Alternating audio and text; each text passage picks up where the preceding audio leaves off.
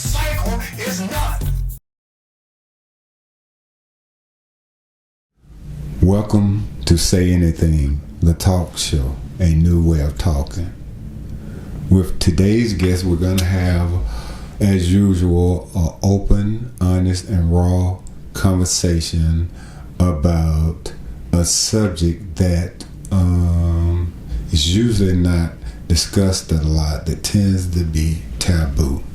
So the topic of our subject today is the truth about grief.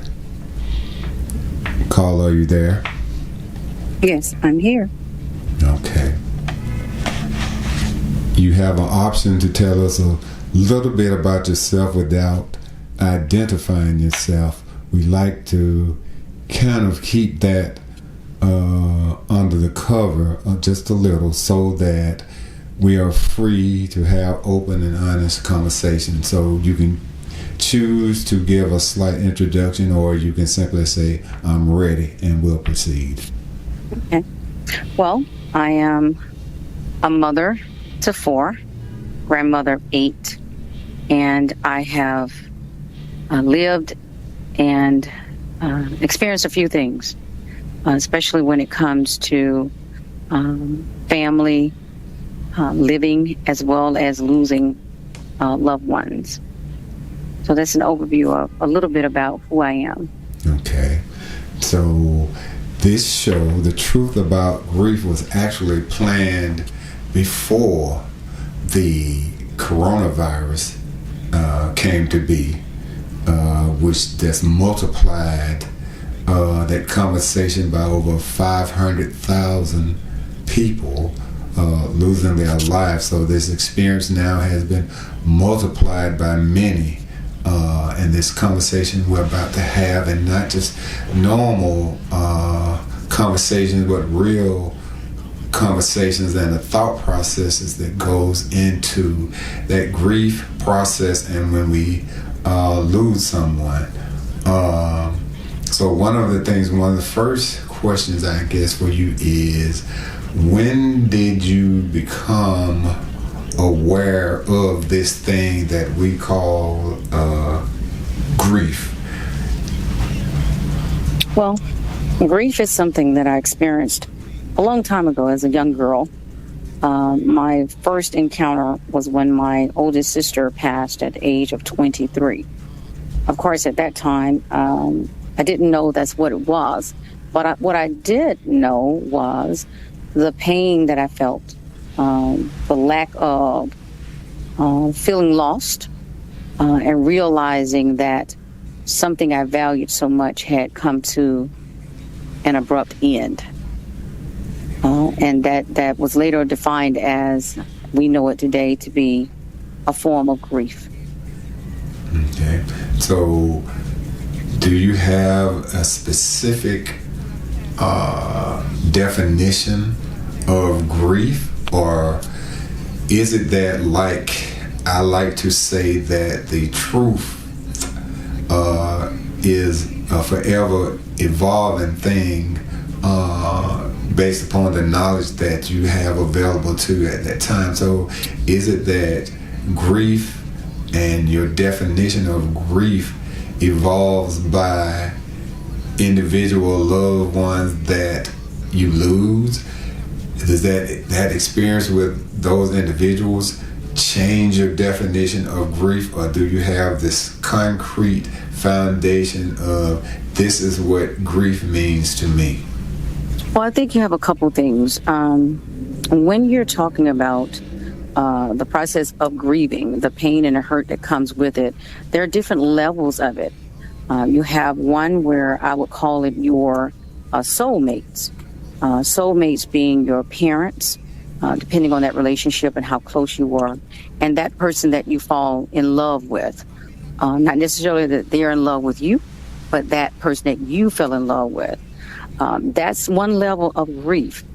And when I talk about parents, I've experienced the loss of both, mother and father. And what I found is that in many cases, depending on the one you were the closest to, the majority of the time, the loss that you feel with a mother is different than the loss you feel with a father.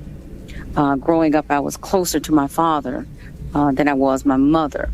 And my father passed first, and my mother died later in life.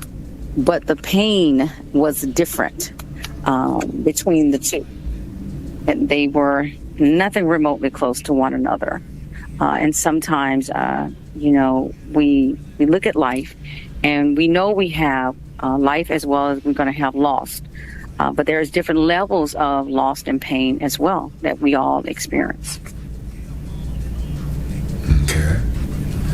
So, grief, you related it to pain. So, do you think there's ever a situation where you have, or is it possible for you or individual to go through a grief process without that severe yearning and missing that person, and the pain and the tears and the sleepless nights? I think it can. One of the things I would definitely say is that grief is handled differently. For that person that have lost that individual that was once a part of their life, that when they were living, they encountered abuse, neglect, disrespect, and all those horror stories behind it, they may very well grieve the fact that they're no longer here, but the grief is coming from a different place. For example, there is another young lady that I just happened to know. Her tears was just as real as mine was with the loss of my family. Although I've never experienced anything remotely close to that, when speaking to her about her pain and where it was coming from, although she mentioned them, her pain and her grief was coming from all the things that she had suffered, that she had endured, and as well as the things she had missed out on because of that abuse. So our grief comes from different places. So although the two of us are sitting there, the tears are rolling, and we're talking about this person is no longer here, the soul is coming from a whole different level of pain and from a whole different from a different place altogether. It's a different place. Okay, so let's transition, as I call it, and speak about which I think a lot of people internalize, and that is the challenge or challenges that go along with grief. That level of pain and disappointment, in some cases, especially when is completely unexpected, sometimes it can bring about challenges. For example, a lot of people privately have a challenge and go through a phase, not all, but some and a lot, when they're honest, their spirituality is challenged when you have a 4-year-old that someone kidnapped and killed. Absolutely, or yes. Someone robs and murders your brother or cousin or those type things.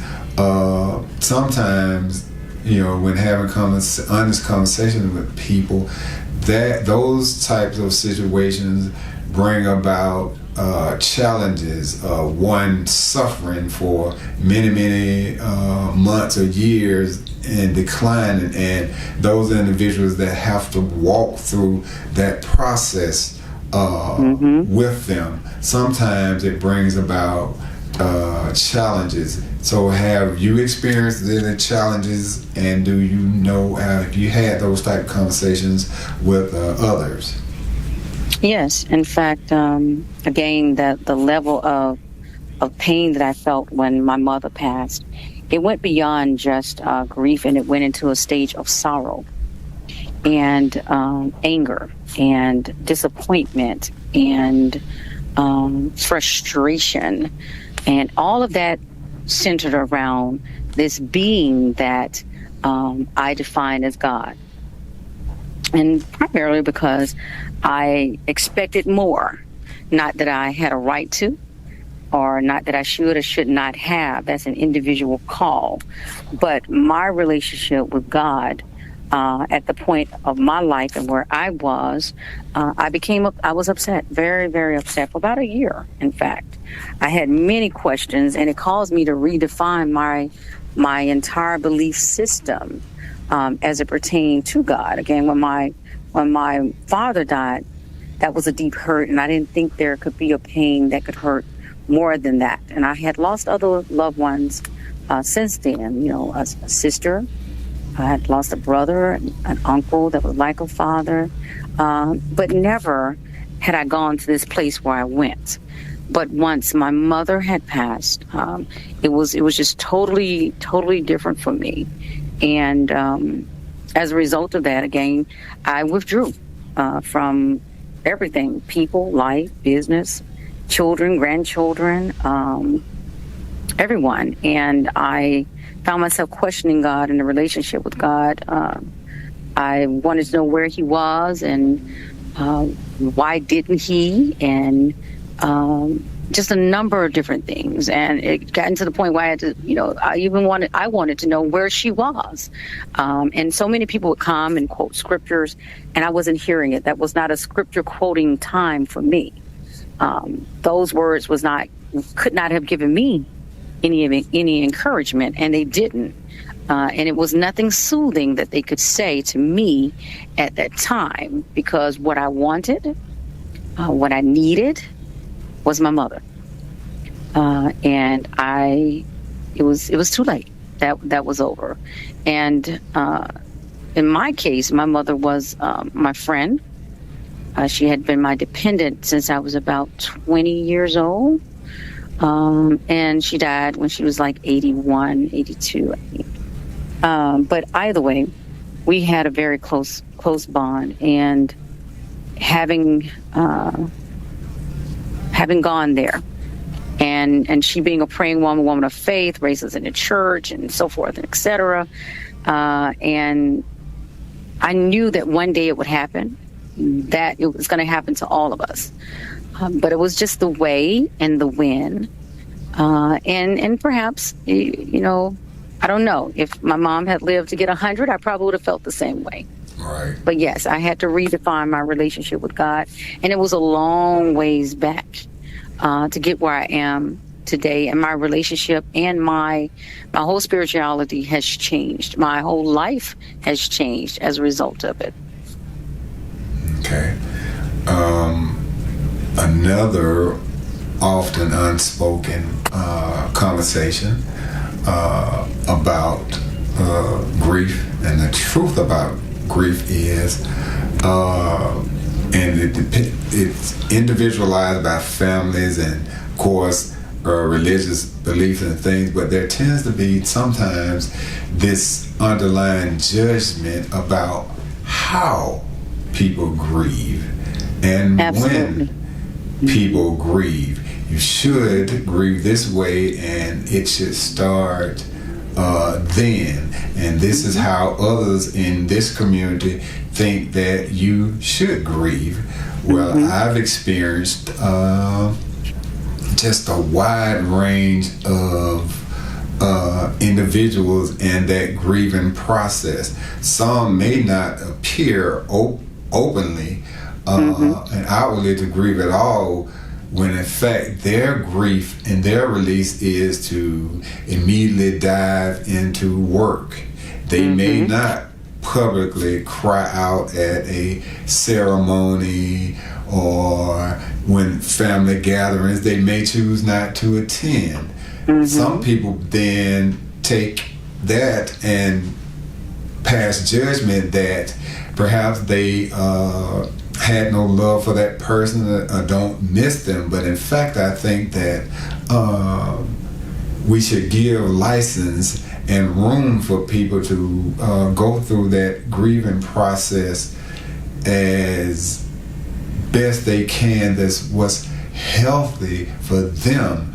Some people, if they open themselves up to the full weight of grief and I've seen it.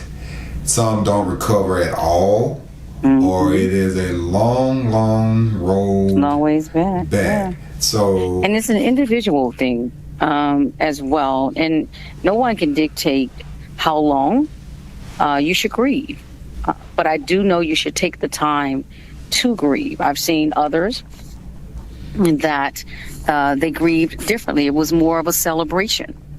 Some people even define it as a homegoing celebration because their loved one was suffering, or they were sick, or that person had grown tired of them. So the responses when for the onlookers was different, but it didn't mean that they loved their loved one any less than the other person that go to the graveside, every weekend and leave flowers. The pain is different. We're all different, and not judging is the key, but giving them the space and the room to grieve. When we look at the ones that have experienced a sudden death with the pandemic, some of them were young and they were healthy until they contracted the virus. Now, we often think that when we have, I tell you this, I've heard you say things such as prepare yourself for that person to die. Okay. And I've also responded back saying you can't prepare, because I really don't believe there is such a thing. Although your loved one is in the hospital and they're telling you, and it looks like they're not going to make it, I never mastered how to prepare. Even though I heard the doctor say the person may not make it, I see them for myself, lying there in that bed. And naturally, you're feeling that thing, but there still was no preparation, because when it's finally said that they're gone, that hurt is still there, that pain is there, that grief is there, that sorrow is there, that disappointment is there. Because I think in the back of your mind, you're still hoping and praying that God will heal them.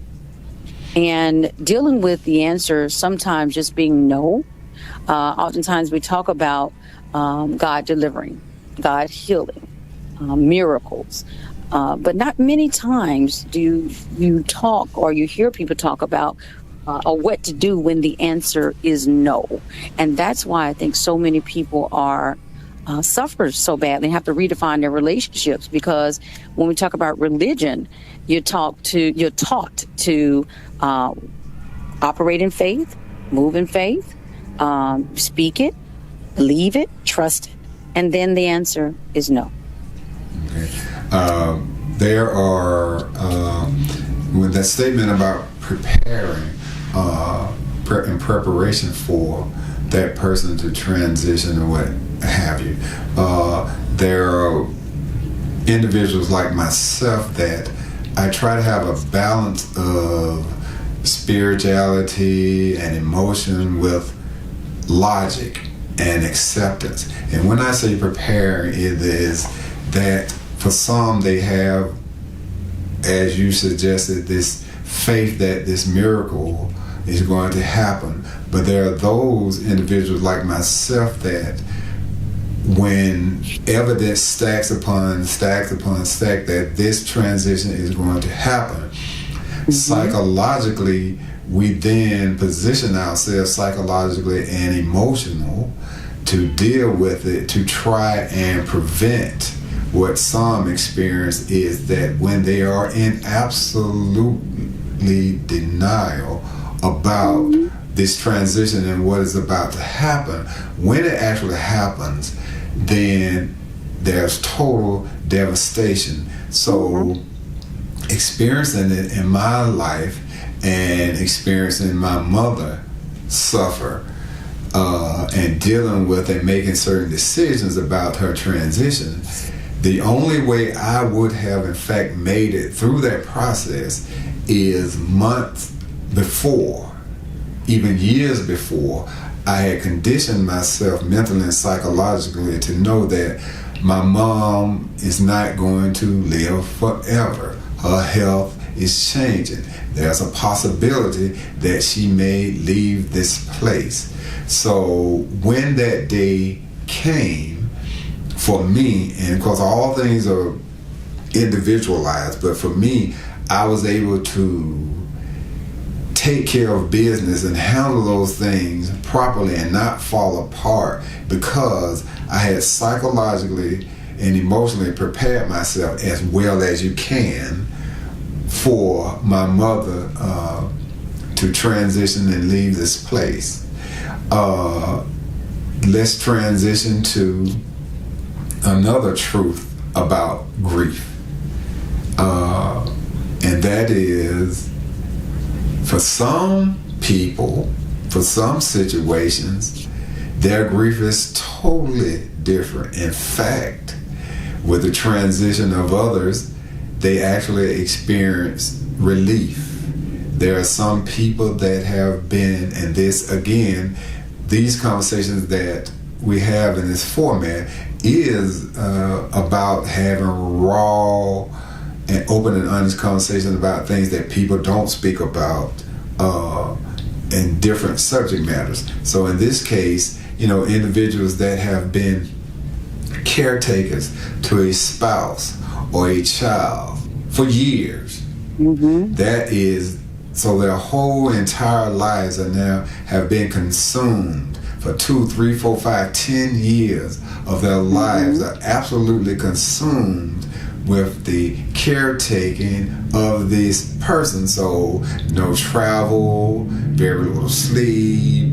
If you're feeding, if you have to do physical things, move them, bathe them, the more assistance you can afford to have alleviates some of that. But there's also a psychological weight that's carried with dealing with a person that's on edge in that gray area between life and death. So for some of those people, their honest behind the scenes conversation is, I hated to see my dad go. I hated to see my brother go. I hated to see my daughter leave this place. But the fact of the matter is, her life, her situation, her struggle had absolutely consumed mine. So why I'm going to miss her presence as I remember them, there is going to be a sense of relief, both from me seeing them struggle and suffer, and then selfishly, which is okay, selfishly, now I have my life back. I think also in that capacity, for that person that is there providing those types of things, I certainly agree with that. And it is a relief for both parties, the person that is no longer here as well as the caretaker. But what I've also found is that those that were there but didn't spend the time, didn't care for that person, didn't invest in while they could have, what I found is their grief comes from a total different place. It comes from remorse, it comes from regret, it comes from all of the if I coulda, would I, should I, all of that comes out. And not having that second chance, to do it all over again. So that's a different level of grief as well. And it transitioned from grieving over that person being gone to a lot of the regretful things. I should have been there. I should have called more. All of those different types of things go through their head. So again, another form of grief. And here's something else that has happened recently in the pandemic. It has become very prevalent. And it's the mental, the psychological. You have those that are experiencing different levels of anxiety. They're having nervous breakdowns, and some other psychological challenges. And so for their families, they're looking at this person that was healthy, happy, vibrant, well-educated, capable, able, and all those things. And now they've had a serious mental lapse. And so that is another form of grief for their loved ones, because they're looking at this person and they're different. There's a loss there, a significant loss. And knowing again that, or feeling as if though you're hopeless and you're helpless, and how did this happen, and all these different types of things. So, it's so much that is centered around this pandemic that has made life different, and at different times of your life, depending on the different levels of grief, and when you're grieving, it can redefine your relationship in its entirety, your faith system, your walk.